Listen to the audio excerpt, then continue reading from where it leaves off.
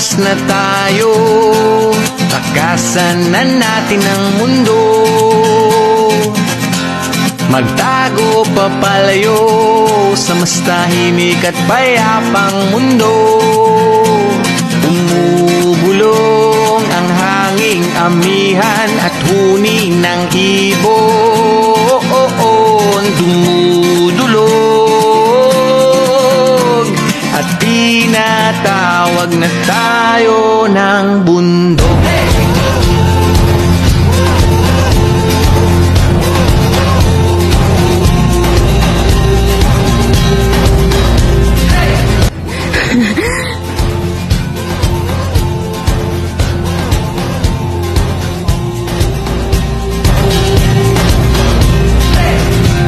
Tumakas na tayo, palayo sa maraming tao.